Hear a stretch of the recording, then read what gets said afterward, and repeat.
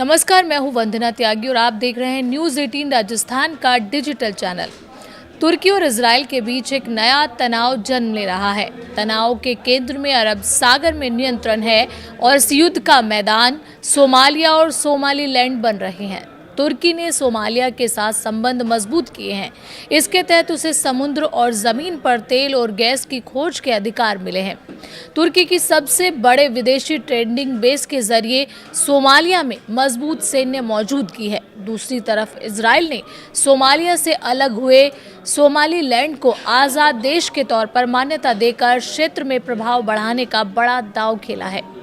Benjamin Netanyahu के नेतृत्व में इजराइल पहला देश है जिसने सोमालीलैंड को एक आज़ाद देश के तौर पर औपचारिक मान्यता दी है।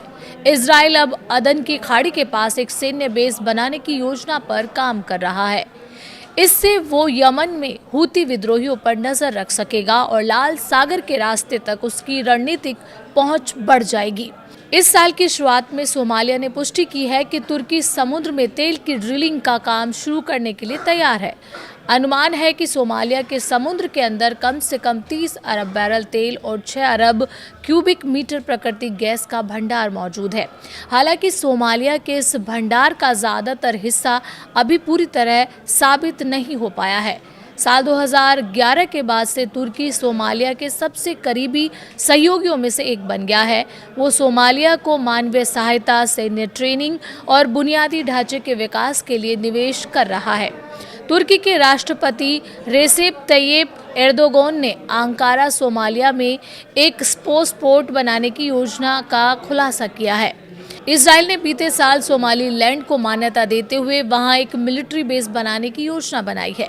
इस बेस का मकसद यमन के हूती विद्रोहियों पर नजर रखने के साथ ही बाब अल मंडेब जलडमरू मध्य तक अपनी रणनीतिक पहुंच सुरक्षित करना है। सोमालीलैंड का समुद्र तट अदन की खाड़ी के पार यमन के सामने पड़ता है। तुर्की ने सोमालीलैंड को मान्यता देने के इजराइल के कदम की कड़ी आलोचना की है। तुर्की के राष्ट्रपति रेसेप तैयप एर्दोगन ने सोमालीलैंड को दी गई इजराइल की मान्यता को अवैध बताया है। सोमालीलैंड को मान्यता देने से इजराइल को जो क्षेत्रीय बढ़त मिल सकती है उसको लेकर तुर्की में एक चिंता देखी गई है। तुर्की और इजराइल में तनातनी गहरा रही है। सोमालिया और सोमालीलैंड से परे गाजा, सीरिया और व्यापक क्षेत्रीय शक्ति प्रदर्शन को लेकर तुर्की और इजराइल के बीच तनाव गहराया है। इससे इन दोनों सैन्य शक्तियों के बीच बढ़ती भू राजनीतिक प्रतिद्वंद्विता तेज हो गई है। तुर्की के पूर्वी मध्य सागर और खास तौर से साइप्रस और ग्रीस के आसपास प्रभाव बढ़ने से इजराइल खफा है। सोमालिया और सोमालीलैंड हॉर्न ऑफ अफ्रीका में इजराइल तुर्की की प्रतिस्पर्धा के केंद्र में बने हुए हैं। ये व्यापक विवाद लाल सागर से लेकर मध्य पूर्व तक फैले प्रभाव के लिए एक बेहद बड़ी लड़ाई को दर्शाता है। इसमें दोनों सैन्य शक्तियां अपनी क्षेत्रीय पहुंच को मजबूत करने के लिए कोशिश कर रही हैं।